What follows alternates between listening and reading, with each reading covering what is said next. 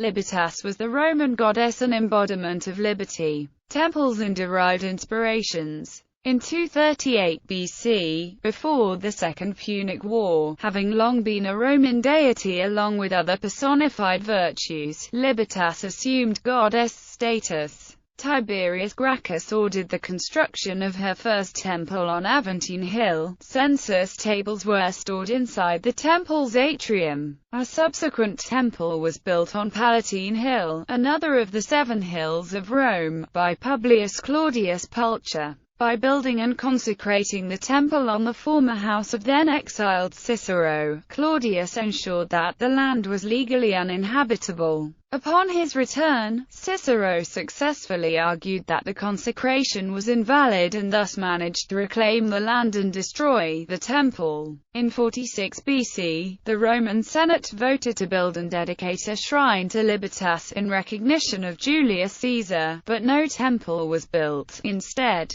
a small statue of the goddess stood in the Roman Forum. Libertas, along with other Roman goddesses, has served as the inspiration for many modern-day symbols, including the Statue of Liberty on Liberty Island in the United States of America. According to the National Park Service, the statue's Roman robe is the main feature that invokes Libertas and the symbol of liberty from which the statue derives its name. In addition, money throughout history has borne the name or image of Libertas. Libertas was pictured on Galba's "Freedom of the People" coins during his short reign after the death of Nero. The University of North Carolina records 2 instances of private banks in its state depicting Libertas on their banknotes. Libertas is depicted on the 5, 10 and 20 Rapin denomination coins of Switzerland. The Greek equivalent of the goddess Libertas is Eleutheria, the personification of liberty. Symbols of Libertas.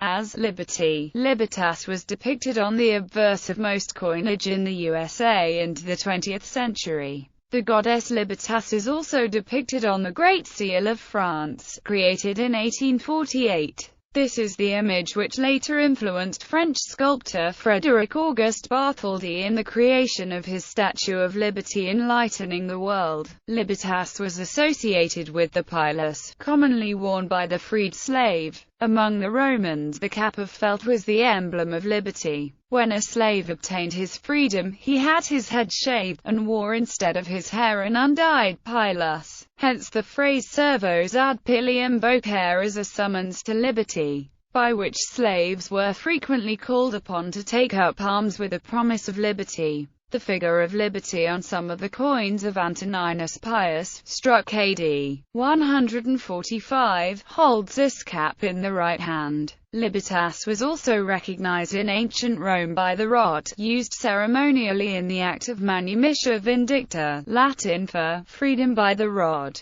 The master brought his slave before the magistratus, and stated the grounds of the intended manumission. The lictor of the magistratus laid a rod on the head of the slave, accompanied with certain formal words, in which he declared that he was a free man ex jure quiritium, that is, vindicavit in libertatem. The master in the meantime held the slave, and after he had pronounced the words, hunc hominem liberum volo, he turned him round and let him go. Whence the general name of the act of manumission. The magistratus then declared him to be free. Personifications. The fictional characters Columbia of the United States of America and Marianne of France, the Statue of Liberty in New York Harbor, and many other characters and concepts of the modern age were created, and are seen as embodiments of Libertas.